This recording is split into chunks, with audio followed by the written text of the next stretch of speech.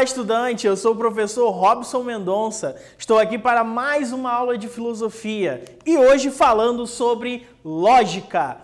Então, pegue suas anotações, pegue seu caderno, pegue seu lápis, sua caneta, teça suas anotações, suas perguntas, seus questionamentos, porque em algum momento pode ser que você queira recorrer a isso e aprofundar esses conhecimentos que nós vamos ver nessa aula e com certeza o professor da sua escola vai estar ali para te ajudar e te auxiliar nesse momento, ok? Então vamos hoje tentar entender e conceituar o termo e proposição, que são estruturas da lógica, que é uma ferramenta, como foi dito anteriormente na última aula. Também evidenciar os princípios da lógica e demonstrar a diferença entre verdade e validade. Então, caro estudante, se você se lembrar da última aula, nós já começamos a estudar a lógica. E lembre-se que a lógica é uma ferramenta utilizada pela filosofia para validação dos seus juízos, dos seus argumentos, das suas ideias. Então, a lógica é uma excelente proposição para que as nossas formas de pensar sejam ordenadas, sejam organizadas. Então, por isso que nós estudamos a lógica. Lembre-se, cara estudante, terminou essa aula, corre lá no Google Classroom e responda as questões que estiverem lá para que você garanta a sua presença. Bom, se você lembrar da última aula, nós já vimos a lógica, já entendemos os princípios da lógica e retomamos, assim como na aula de hoje, Aristóteles, lá da Antiguidade Grega, né? Ele escreve no livro Organon, que significa instrumento, alguns princípios que são utilizados pela lógica até hoje. A lógica não é só encontrada na filosofia, ela é encontrada na matemática, na física, em outras áreas do conhecimento também, na informática, por exemplo. Mas, na filosofia, o uso da lógica é direcionado à construção dos nossos juízos. Portanto, quando Aristóteles escreve sobre a lógica, ele está querendo dar as bases para garantir os nossos juízos, a nossa construção de argumentação. Por isso, nós estamos falando de lógica proposicional, ou seja, uma lógica que se dedica a proposições. Quando você fala algo, quando você expõe uma ideia, isso é uma proposição. Por exemplo, hoje o dia está bonito. Bom, isso é uma proposição sua, é uma ideia sua, ou no caso eu agora, né? Na verdade fui eu que falei isso. Então, de certa forma, eu estou propondo algo. Vamos à escola amanhã. Não podemos ainda, mas de qualquer forma, isso é uma proposta, isso é uma ideia.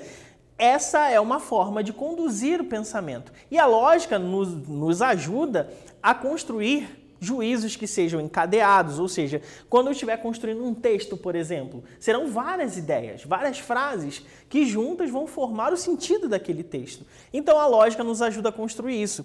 Por isso que nós expressamos juízos, né, que são realizados pelo pensamento e a lógica acaba nos ajudando a organizar esses mesmos pensamentos.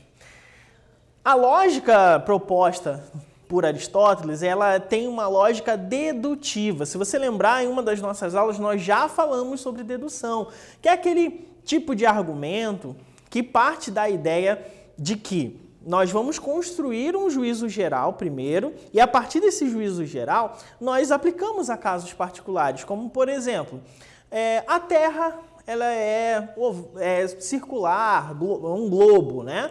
Então, a partir disso, a gente consegue afirmar que eu estando no Brasil, estando no Japão, eu vou ter um globo aos meus pés, né? Então, por isso, a gente tem uma lógica dedutiva. Hoje, nós vamos também entender a composição da ideia entre termo e proposição. O termo nada mais é do que um conceito. Por que isso? Na lógica construída ali pelo Aristóteles, nós vamos identificar que ele parte de proposições que são frases, né, essas que nós vamos chamar de proposição, que carregam dois termos, ou seja, carregam dois conceitos. Conceito é uma ideia presente dentro dessa proposição. E a proposição, ela vai ser formada, como disse anteriormente, por dois termos. Então, nós temos aqui um exemplo. Todo cão é mamífero. Então, a primeira coisa que você pode parar e pensar, cara estudante, todo cão é de fato mamífero? Bom, isso a gente vai ver um pouquinho mais à frente quando a gente for entender alguns princípios da lógica. Mas você já pode olhar para a sua realidade e perceber. Os cães, em geral, eles são mamíferos? Existe algum que não é mamífero? Se não existe nenhum que não é mamífero, então todo cão é mamífero. Aonde nós encontramos o termo? Nos conceitos presentes. Cão é um conceito e mamífero também é um conceito. Por isso, nós temos dois termos na proposição. É exatamente essa estrutura que o Aristóteles vai refletir. E na lógica da proposição, na lógica proposicional, a gente vai se utilizar dessa estrutura para entender melhor como construir esses juízos da forma melhor possível, tá? Aqui está, então, a proposição e nós temos dois termos aqui. Você pode ver que tem um pronome na frente, que vai dar a intensidade daquela proposição, e um verbo de ligação.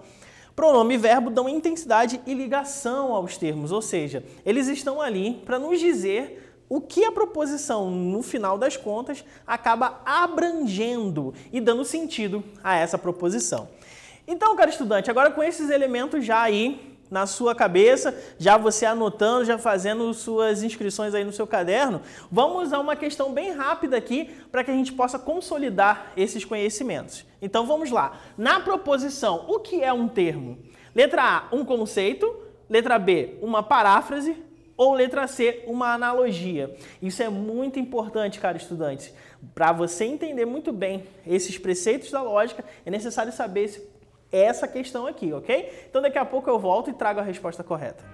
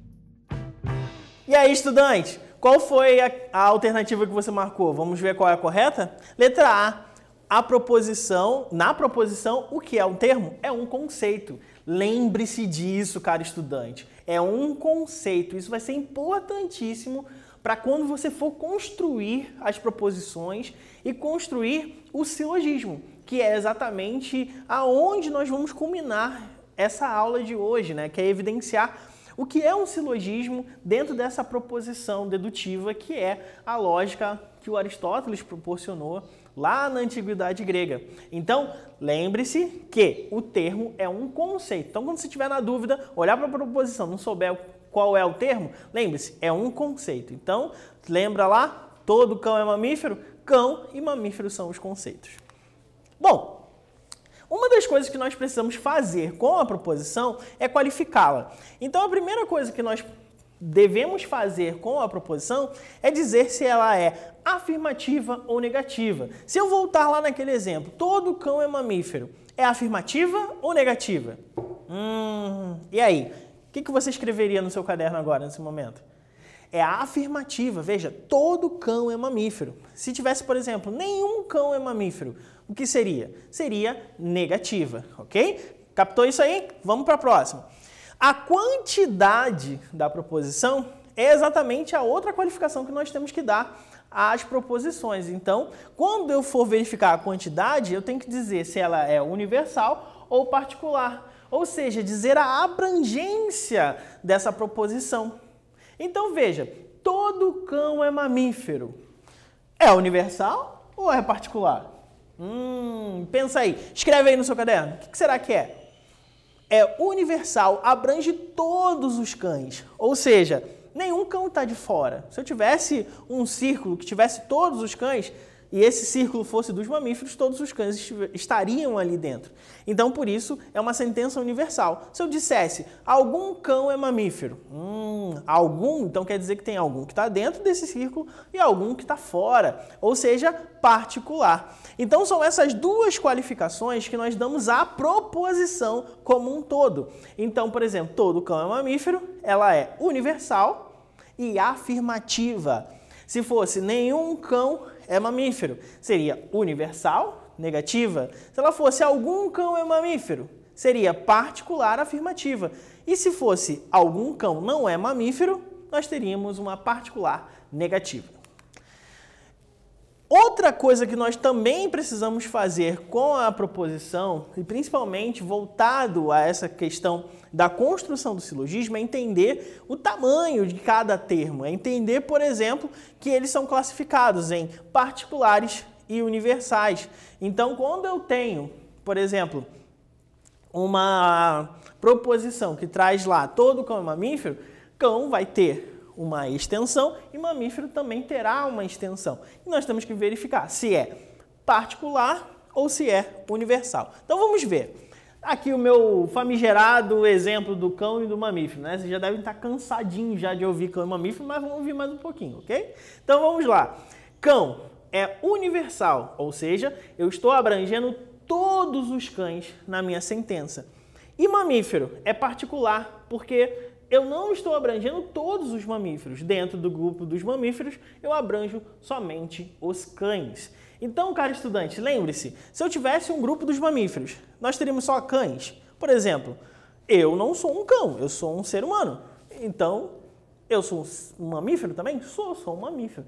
Então, por isso, nós podemos perceber ali a particularidade. Nós estamos falando de quem? Só desse pequeno grupo que são os cães, que nós constatamos aqui que são mamíferos. Por isso, cães estão todos incluídos e mamíferos somente uma parte.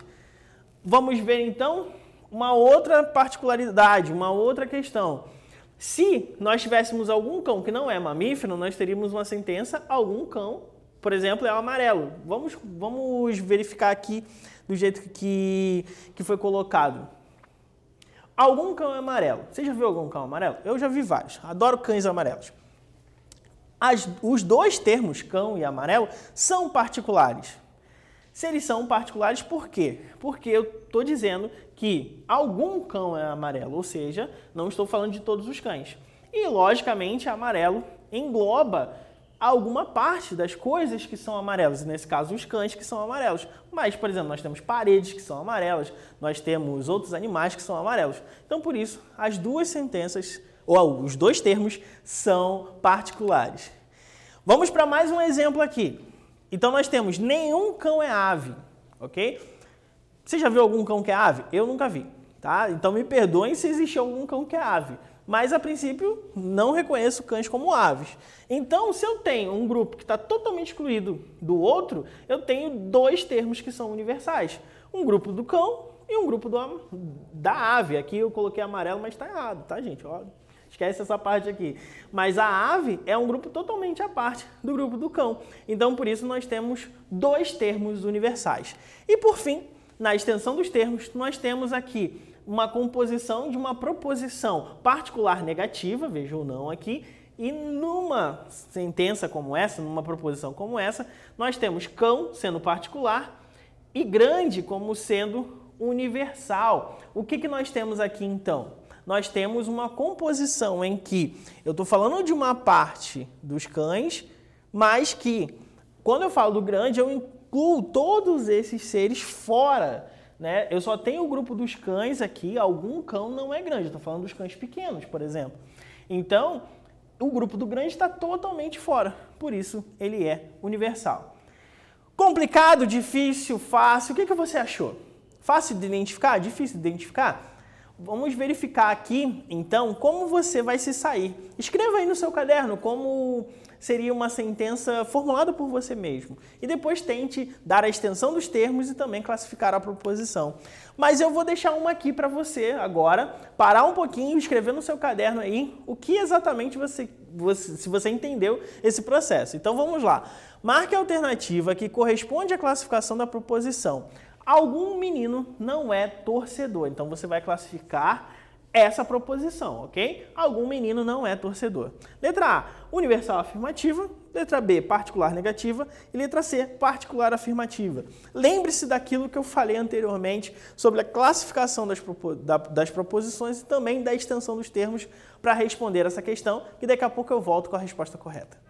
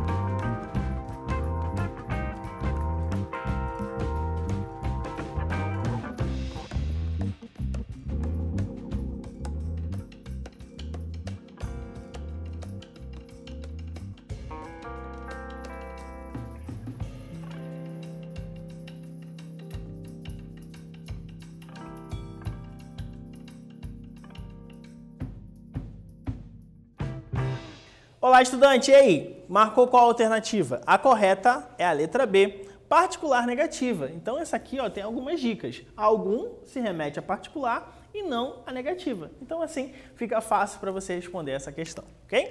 Vamos lá. Alguns princípios da lógica. Tem alguma coisa aqui que vai parecer meio óbvia, tá? Mas isso é um princípio que é norteador da lógica, ok? Então, são as primeiras bases para esse pensamento, né? São de conhecimento imediato, ou seja, né, praticamente intuitivo, ou seja, reflexivo, né, e cabe a gente perceber, na verdade, constatar isso na hora que a gente constrói os nossos argumentos. E são indemonstráveis, ou seja, são princípios, não precisam ou não necessariamente nós conseguimos ou precisamos explicitá-los totalmente. A ideia aqui por trás é que eles sejam norteadores do princípio da lógica. Okay? Princípio de identidade. Então aqui, uma carteira de identidade, um RG, um registro geral. O princípio de identidade diz que se uma coisa é verdadeira, ela é verdadeira. Nossa, que afirmação inteligente. Bom, por mais óbvio que isso pareça, quando na lógica você toma algum conceito como verdade, ele tem que ser tomado como verdade até que se prove o contrário. Então, por isso, o princípio da identidade é justamente esse que diz que se algo é verdadeiro, é verdadeiro.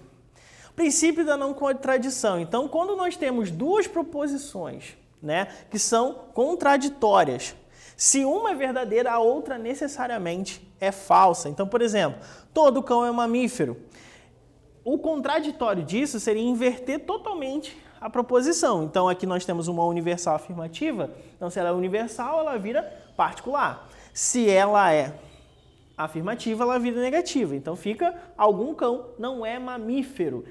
Se um é verdadeiro, se todo cão é mamífero é verdadeiro, necessariamente é falso a afirmação que algum cão não é mamífero. Por isso que as duas não podem ser verdadeiras ao mesmo tempo. E por fim, o princípio do terceiro excluído. O que isso quer dizer? Ou algo é falso ou algo é verdadeiro. Não existe um meio termo na lógica proposicional que diga que algo é verdadeiro, mais ou menos falso. Não existe isso, ok? Só existe o seguinte, a afirmação. Se essa afirmação é falsa, ela é falsa. Se ela é verdadeira, ela é verdadeira. Por isso que eu disse no início, parecem umas coisas meio óbvias, né? Mas elas nos ajudam a construir os nossos juízos. Para perceber se alguma vez você já não construiu alguma argumentação ferindo um desses princípios, ok? Então, vá anotando aí essas questões, com certeza o seu professor vai poder te ajudar a aprofundar ainda mais essas questões aqui da aula, ok? Então, vamos a mais um exercício. O princípio de identidade diz, letra A, se algo é verdadeiro, é verdadeiro. Letra B, não existe meio termo entre verdadeiro e falso. Ou letra C, contradizer é permitido. Então, faça suas anotações aí, diga por que você marcou a alternativa A, B ou C, que daqui a pouco eu volto com a resposta correta.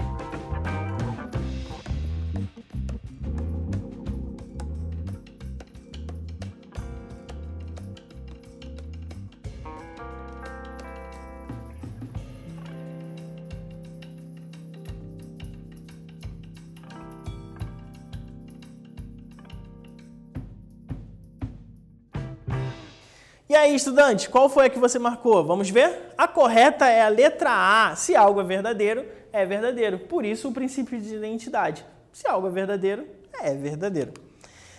Uma coisa importante é a construção do pensamento silogístico, ou seja, do silogismo, que é justamente esse argumento encadeado por duas proposições que geram uma conclusão.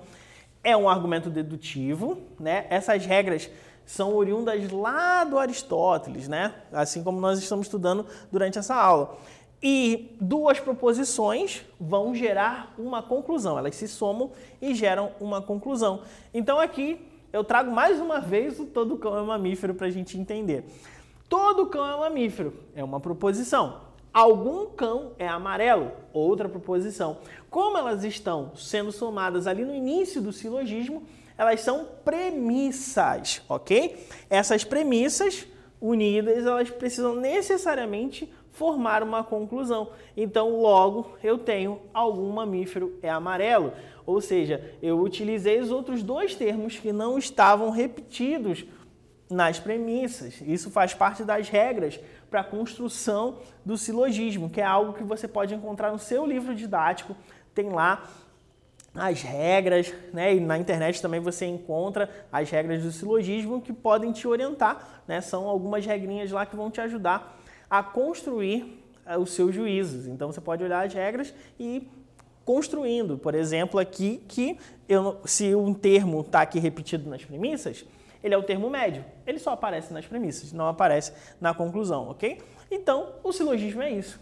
É um pensamento encadeado a partir de duas premissas. Então, uma questão importante. Quando eu olho para o silogismo, eu tenho que verificar duas coisas. A verdade e a validade.